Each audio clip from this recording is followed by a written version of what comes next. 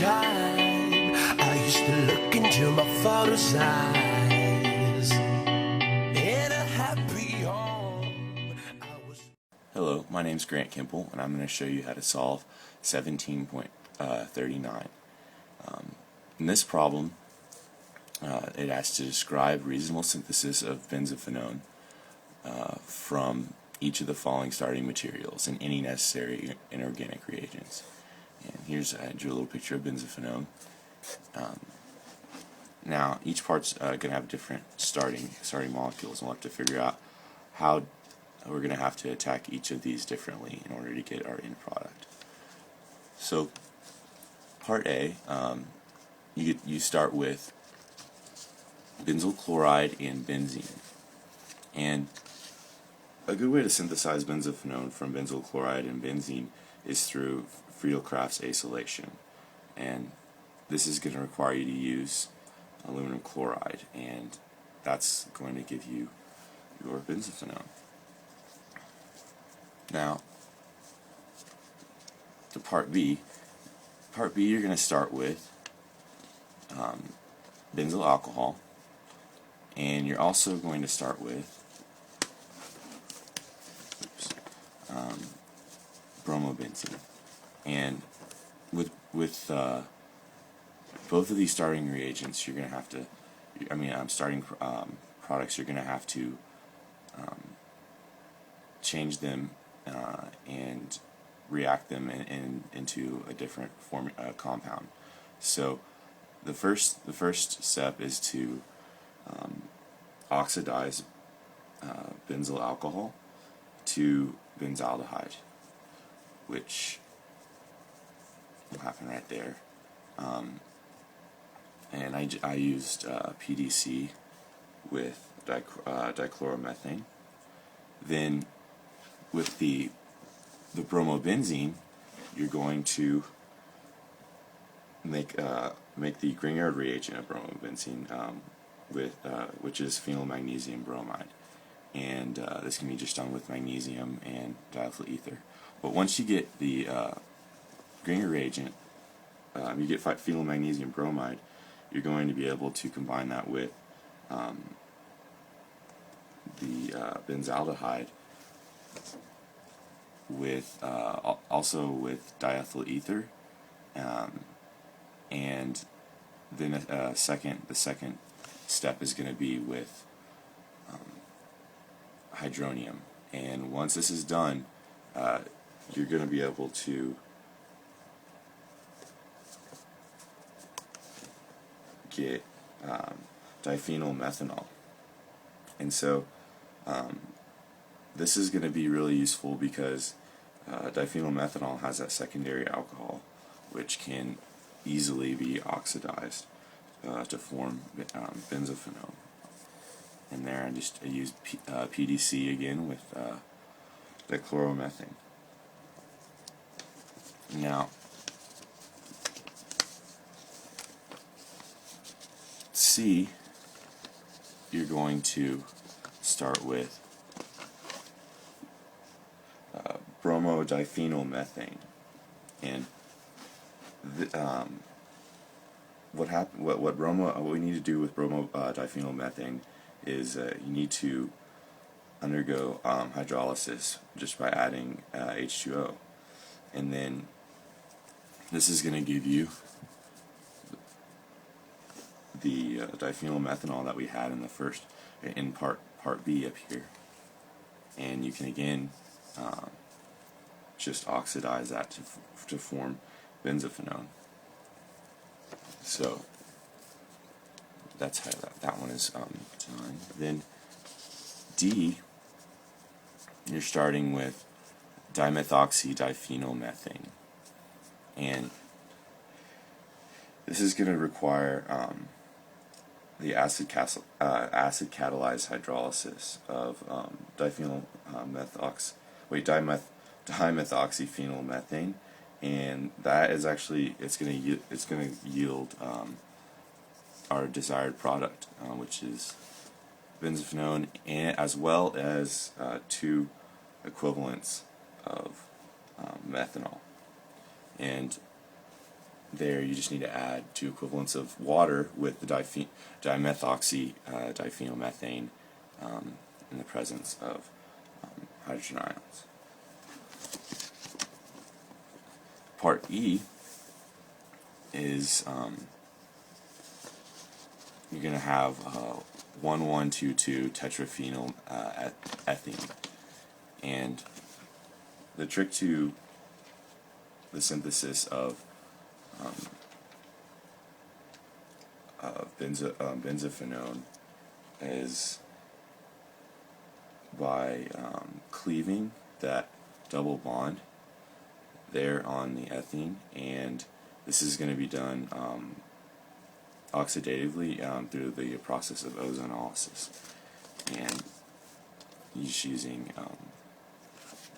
O3, and then it's a two-step reaction, and then you're gonna the second step is going to be with water and zinc, and that is going to give you 2 equivalents actually of the benzophenone, and that's how you solve problem E.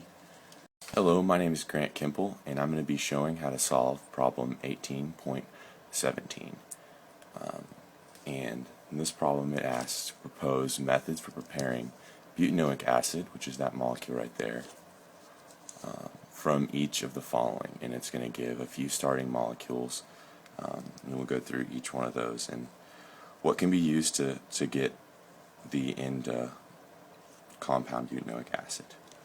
So the first one, you're going to start with 1-butanol, and a good method for converting 1-butanol to butanoic acid is by simply oxidizing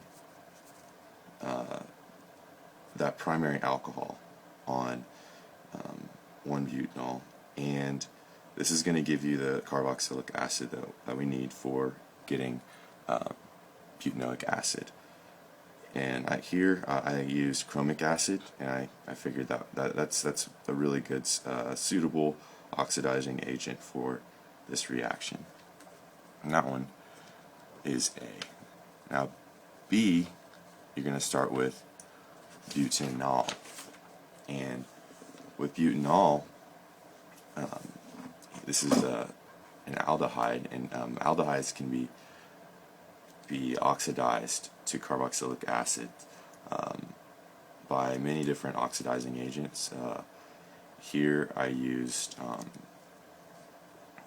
on the top of the arrow, I start off with potassium dichromate, and I'm going to add that in the presence of sulfuric acid and water, and that's going to give butanoic acid as well. Now this next one is you're going to start with 1-butene, and here there's going to be 2 steps on the first part. There's